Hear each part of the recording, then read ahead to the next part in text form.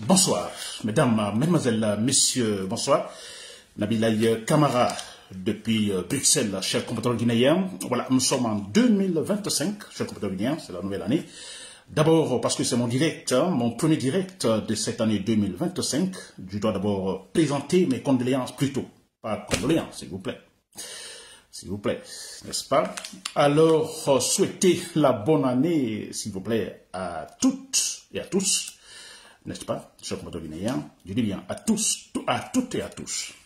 Très bien. Alors, j'espère que cette année, dans le privé, que tout se passe bien, proactivement. Je dis bien dans le privé d'abord, dans les couples, n'est-ce pas, dans l'exécution de nos projets, n'est-ce pas, que cela se passe bien, proactivement, n'est-ce pas, et dans le public également. Et dans le public, on notera seulement ce côté politique, hein, notre processus de démocratisation, parce que vous le savez très bien, quand maintenant en Guinée, nous n'avons pas, en fait, un gouvernement, ça c'est clair. Mamadi Doumbouya n'est plus le président guinéen. Là, vous le savez très bien, ça c'est le fait. Il ne l'est plus. Nous sommes dans une situation, je dirais, exceptionnelle, en attendant, effectivement, disons qu'un autre mécanisme se place pour une nouvelle transition, chers compatriotes guinéens. N'est-ce pas? Tiens, Mamadi Doumbouya est là, il est là parce que, bon, il a les armes. S'il est là encore, parce qu'il a les armes. N'est-ce pas? Très bien. Et là, on verra comment essayer de tout simplement lui dérober, en fait, cette arme qu'il tient en main. Et ça sera notre travail, disons, à partir de maintenant, chers compatriotes guinéens. Voilà. Donc, vous l'avez compris. Donc, une année qui... Alors, qui va être bien dans le privé et dans le public également, parce que c'est vrai, avec Mamadi Doumbouya, finalement c'est de bonne guerre, n'est-ce pas? C'est de bonne guerre, il est dans une situation illégale, n'est-ce pas? Comme je disais l'autre fois. Alors, finalement, notre lutte est tout simplement légitimée, vous comprenez? Voilà, nous pouvons donc, à partir des preuves en droit, vous comprenez que ce soit des preuves en droit, ou bien... disons, du côté rationnel, vous comprenez, alors nous sommes mieux placés maintenant pour le combat chez le guinéen, n'est-ce pas? Très bien. Nabilaï Kamara depuis Bruxelles, voilà. Donc, j'ai mon thème, hein. Ici, je dis bien raisonnant. Je dis bien, Ali Ouba, c'est très important. Le thème Ali Ouba va être, disons, central, vous comprenez. Dans beaucoup de mes directs, parce que c'est un leader politique, je dirais, le plus rationnel actuellement en Guinée. Alors, c'est un monsieur qui, d'abord, il est jeune, vous comprenez. Ensuite, il a la formation, il a la communication, il a la motivation, l'engagement et tout. C'est vrai. Alors, pourquoi pas ne pas le soutenir, chers compatriotes guinéens? Nous le soutenons à 100%. N'est-ce pas? Très bien. Alors, je dis bien, Mamadi Doumbouya, plutôt Ali Ouba, est inquiété, est en prison, est arrêté, disons. Mamadi Doumbouya, lui, il est libre. Raisonnons. On va raisonner. Donc, dans ce direct, je vais raisonner. N'est-ce pas, chers compatriotes guinéens? Voilà. Donc, pour commencer, chers compatriotes guinéens, je le dis bien que, voilà, on va raisonner, n'est-ce pas? Alors, je commence par dire que, bon, ça a été très clair, Mamadi Doumbouya n'est plus le président guinéen. Alors, il est là parce qu'il a les armes, n'est-ce pas? Il est là maintenant, il est là-bas, il n'est plus président, mais il laisse là au pouvoir, et parce qu'il a les armes, il n'est plus président guinéen. Il n'y a aucun gouvernement en Guinée actuellement. Nous sommes dans une situation exceptionnelle. Dans cette situation exceptionnelle, que je n'appelle pas transition, c'est une situation exceptionnelle, alors dans laquelle nous sommes à la recherche de ce mécanisme capable, vous comprenez, de mettre fin à cette situation que Mamadi Doumbouya utilise actuellement pour s'aimer de la paille en Guinée, la pagaille en Guinée, n'est-ce pas? Et ce mécanisme nous permettra d'aller à une autre transition. Très bien. Alors, il n'est plus président. Nous nous battons finalement parce que là, il est maintenant un voyou, c'est un bandit, c'est un sauvage, vous comprenez, qui tient les appareils de l'État par la force. Il n'est plus le président guinéen. N'est-ce pas? Le mécanisme finalement pour effectivement le déboulonner, chers compatriotes guinéens. Très bien, on va raisonner. Alors, vous l'avez compris, chers compatriotes guinéens. Alors, je commence toujours par ce point qui est très important. Vous vous rappelez, en fait, Mamadi Doumbouya qui avait en fait juré sur le Coran, sur la Bible, et qui avait juré de respecter scrupuleusement ses engagements. Là, on a trop dit, n'est-ce pas? Mais c'est très important ce point, et c'était face à qui? C'était le président de la Cour suprême, Mamadou Sylla. N'est-ce pas? Et je disais que Mamadou Sylla, ce jour de prestation de serment, Mamadou Doumbouya avait très bien parlé, il avait dit ce qu'il devait dire, n'est-ce pas? C'est bien. Alors, toutes ces vérités à Mamadou Doumbouya, qui devait jurer. Ensuite, j'ai ajouté, finalement, si Mamadou Doumbouya ne respecte pas ses engagements après avoir donc juré, s'il ne respecte pas, c'est à Mamadou Sylla, le président de la Cour suprême, ou constitutionnelle comme vous voulez, le seul capable de se lever et dire non, monsieur le président, monsieur Mamadou Doumbouya, vous n'êtes plus le président guinéen parce que là, vous venez de violer votre engagement. Le parjure. Le seul qui peut le faire. N'est-ce pas? Très bien. Alors, Mamadou Doumbouya ne l'a pas fait. Le 31, il ne l'a pas fait. Et là, on peut comprendre. Parce que là, pour qu'il se lève, dire, bon, écoutez, vous voyez, il faut être très courageux. Et en Guinée, il n'y en a pas beaucoup, chez les juges. Il n'y en a pas beaucoup. Donc, nous pouvons le comprendre parce que le monsieur se dira, bon, écoutez, j'ai une famille. Bon, monsieur, écoutez, bon, voilà. Et il a la peur, en fait. Sinon, la manière par laquelle il a parlé face à Mamadou Doumbouya, on peut comprendre que c'est un monsieur qui est capable aussi de le dire après que Mamadou Doumbouya a violé ses engagements. La façon comment il a, en fait, introduit ce jour-là, en fait, vous voyez son discours pendant la prestation de serment. Donc, on peut se dire, mais oui, il est capable de le faire. Mais bon, s'il ne le fait pas, s'il vous plaît, ça demande beaucoup de courage. Parce qu'il a affaire aux sauvages. Très bien. Chers Guinéens, de toute façon, nous, voilà, nous, ce que nous retenons, c'est que Mamadou Doumbouya n'est plus le président guinéen. On a finalement un voyou là-bas, n'est-ce pas, et qui, en fait, maîtrise tout par la force des armes. Ce sont des voyous, ce sont des, je ne sais pas, des bandits de grands chemins qui sont maintenant là-bas à Conakry et qui, en fait, confisquent les appareils de l'État.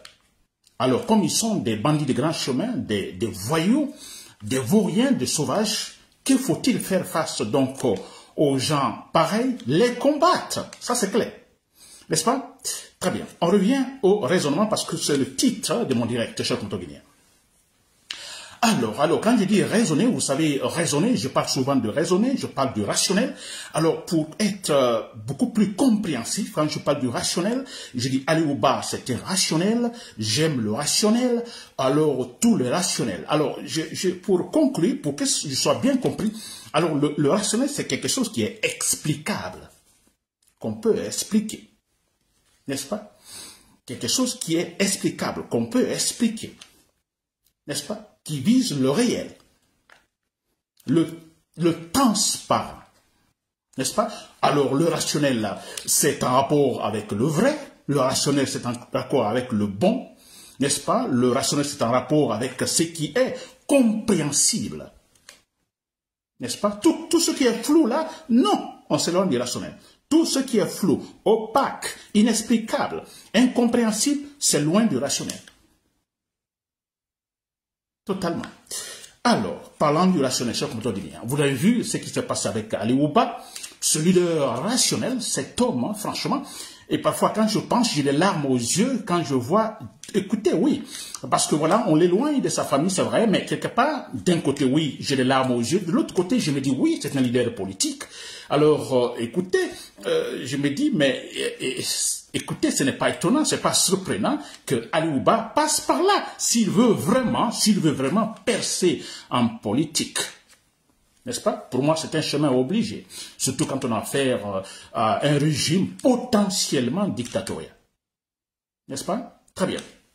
Alors, je dis bien, Ali Ouba, bon voilà, on va raisonner, Ali Ouba qu'on arrête, on l'arrête, et la charge retenue contre lui, on dit, bon écoutez, otage à l'encontre de Mamadou Doumbouya. Il n'est plus président. Maintenant, à l'encontre de Mamadou Doumbouya. N'est-ce pas? Alors, sûrement qu'il pense qu'il a insulté ou qu'il a utilisé des qualificatifs offensant, disons, Mamadou Doumbouya. C'est quand même incroyable. Raisonnons, cher Guinéen. Très bien. Alors, moi, je me dis, ok, alors, ok, la justice est là pour ça, non? Alors, on parle des plaintes. Alors, s'il y a des faits, écoutez, des faits alors qu'on trouve suspicieux, alors voilà, on porte plainte, d'accord? Alors j'appelle ça mécanisme démocratique, n'est-ce pas? C'est-à-dire que actuellement ils font semblant, ils nous font démontrer qu'effectivement la justice fonctionne réellement, que Ali Ouba a fait un discours offensant Mamadi Doumbouya, alors tout de suite le mécanisme judiciaire se déclenche, vous comprenez? Alors voilà, non, monsieur, voilà, vous êtes traduit devant les juges. Très bien. Jusque-là, on est d'accord, nous raisonnons, n'est-ce pas? Vous parlez mal à une personne, pas seulement un président, vous incitez un citoyen ordinaire, alors le citoyen ordinaire peut porter plainte. Voilà, tout va bien. N'est-ce pas? Et Ali Ouba est donc là, même si la manière n'est pas bonne, parce que je ne vois pas pour quelle raison Ali Ouba, disons, quitterait la Guinée pour, à cause d'une telle charge. Jamais il le ferait. Jamais. Oh, jamais, s'il vous plaît.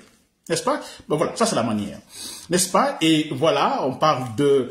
voilà, il est en fait détenu là depuis combien d'heures maintenant? Plus de 24 heures, il est là. Pour une telle chose, c'est quand même incroyable, n'est-ce pas? Alors on comprend tout de suite qu'il faut tout faire pour que ce monsieur ne parle pas, parce qu'il est très rationnel. N'est-ce pas? C'est cela. Très bien. Alors jusque-là, tout va bien, n'est-ce pas? Disons, supposons que la justice fonctionne. Voilà, on s'arrête là. Très bien. Alors, mais moi, ce que je ne comprends pas, dans ce cas, si le pouvoir raisonne ainsi, hein, qui déclenche ce mécanisme judiciaire contre Ali Ouba, alors nous faisons savoir qu'effectivement la justice fonctionne en Guinée, mais écoutez, que cela aille jusqu'au bout, n'est-ce pas? Que ce mécanisme aille jusqu'au bout, que ces gens-là soient capables d'aller jusqu'au bout dans ce raisonnement. N'est-ce pas? Ali Ouba, vous dites qu'il a donné un discours avec des qualificatifs offensants à Mamadi Doumbouya. D'accord, mais continuez.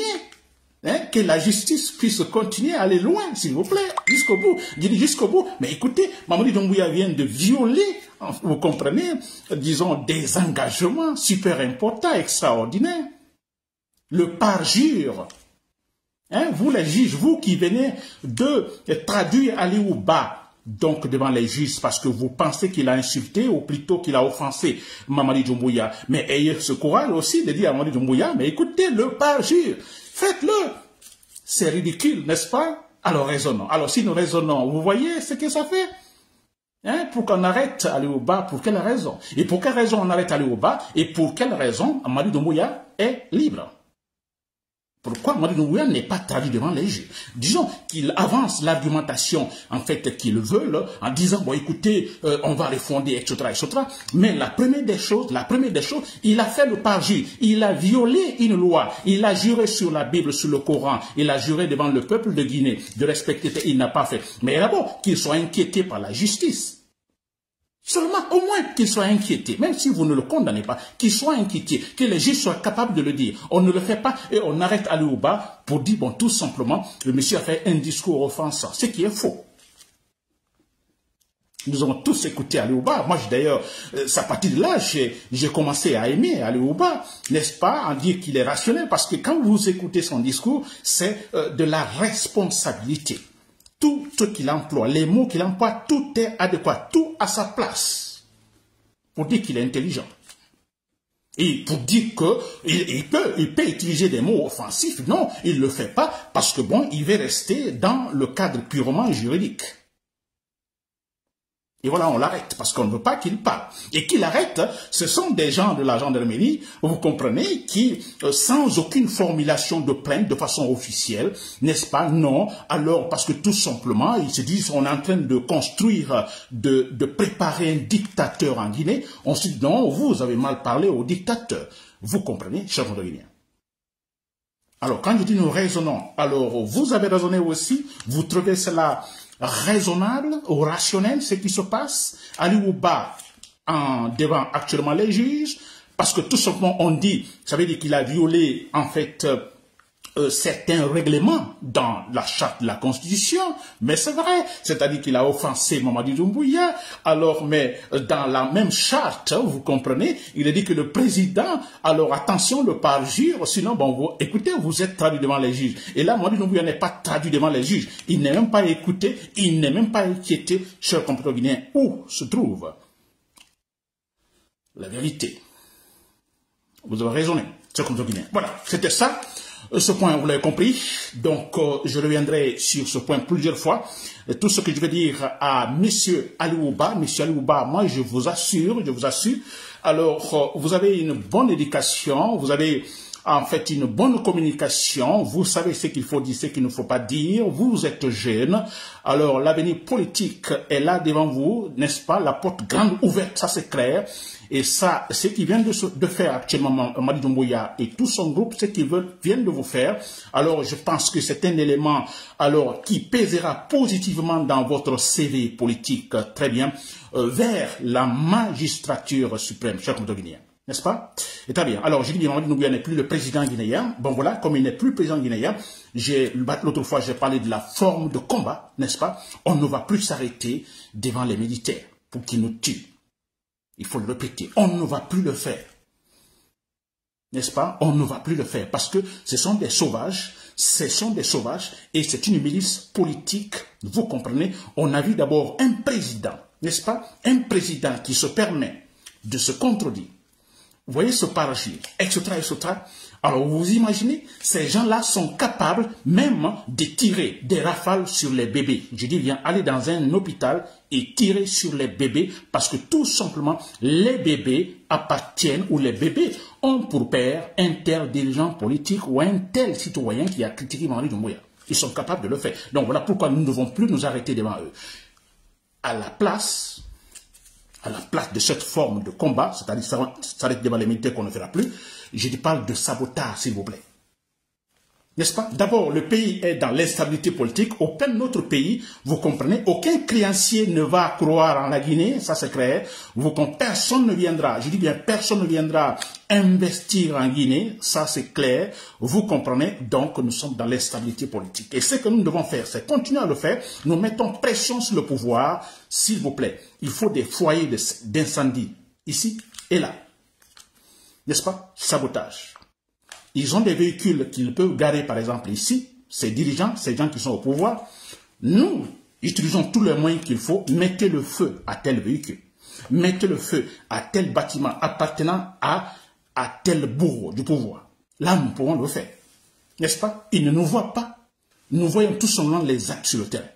N'est-ce pas? Faisons-le, agissons ainsi, je dis bien des feux, du feu, de l'incendie par-ci, par-là, agissons ainsi, ça prend du temps, mais je vous assure, c'est efficace. Vous verrez, et ce sera effectif, ce comme le Guinéen. Voilà, c'était Nabilaï Camara de Public Cell. Merci pour l'écoute. Bonsoir.